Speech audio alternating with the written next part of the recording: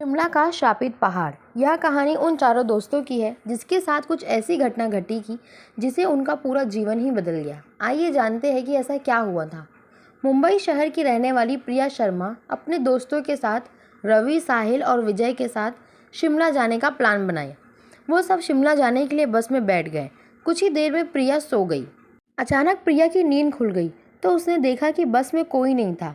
बस का ड्राइवर भी नहीं था, बस अपने आप ही चल रही थी। उनके सारे दोस्तों भी बस में ही थे। यह सब देखकर डर के मारे प्रिया ज़ोर ज़ोर से चिल्लाने लगी।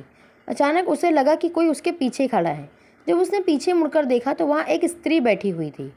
उस स्त्री का चेहरा जला हुआ था। ऐसा लग रहा था कि किसी ने उसके चेहरे पर एसिड फेंका हो। ऐसा भयंकर चेहरा देखकर प्रिया ने चिल्लाना शुरू कर दिया, बचाओ बचाओ बचाओ।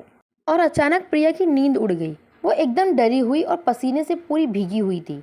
पास में बैठे हुए विजय ने पानी की बोतल दी और बोला, शायद तुम्हें कोई सपना देखा होगा। एक ही देर में सब शिमला पहुंचे और एक होटल पर रात बिताने के लिए गए। दूसरे दिन वो सब साथ में मिलकर होटल के पास वाले पहाड़ पे घूमने जाने के लिए तय किया। करीबन आधे घंटे में वो सब पहाड़ की सबसे ऊंची शिखर पर पहुंच गए।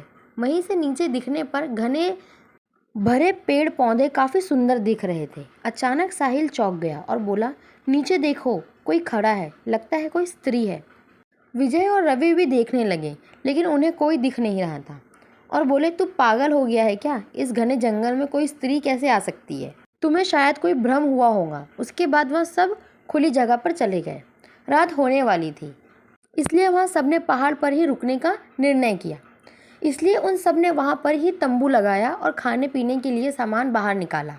प्रिया की बैग तंबू के बाहर थी, इसलिए वहाँ लेने के लिए बाहर गई तो वहाँ पर उसे किसी की आवाज़ सुनाई दी। प्रिया उस आवाज़ की ओर अपनी नज़र घुमा रही थी तो उन्हें सामने से कोई 3 आदमी आते हुए दिख रहे थे।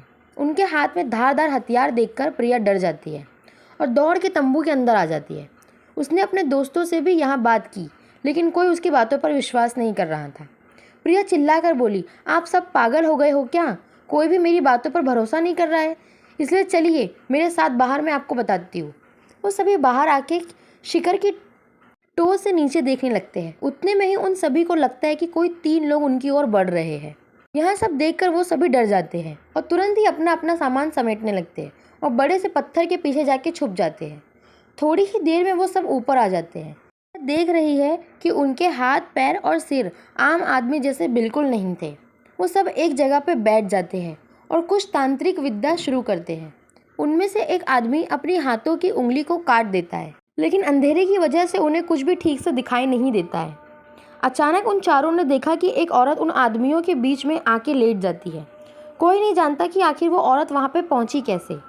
प्रिया ने कहा, मुझे कुछ समझ नहीं आ रहा है, आखिरकार यह सब हो क्या रहा है? मुझे बहुत ही डर लग रहा है। एक के बाद एक वो तीनों उस औरतों को सूंघने लगे। वहीं पे अचानक उस औरत ने अपनी उंगली उठाई और हमारी तरफ इशारा करने लगी। हम सब डर गए। वो तीनों उस औरत को छोड़कर हमारी ओर बढ़ने लगे। हम सब पहाड़ी से नीचे होटल की ओर दौड़ने लगे। हमारी आवाज़ सुनकर वो तीनों हमारी ओर दौड़ने लगे। प्रिया और साहिल सबसे आगे थे और विजय और रवि उनके पीछे दौड़ रहे थे। प्रिया और साहिल होटल तक पहुंच गए लेकिन रवि और विजय का कोई पता नहीं चल रहा था। होटल वालों से उनके बारे में ये सब बातें की तो उन लोगों ने कहा कि उस पहाड़ पे कोई नहीं जाता है, वो पहाड़ श्रापित है। जो भी वहाँ जाता है वो कभी वापस नहीं आता है। आपकी किस्मत अच्छी थी कि आप सभी जिंदा हैं, लेकिन हमारे दोस्त रवि और विजय कभी भी वापस लौट के नहीं आए। हमने उन्हें ढूंढने का बहुत ही कोशिश की, पुलिस कंप्लेन भी करवाई लेकिन कोई फ़र्क नहीं पड़ा। दोस्तों, अगर आपको मेरी यह कहानी शिमला का श्रापित पहाड़ पसंद आई हो तो चैनल को सब्सक्राइब करना ना भूलें।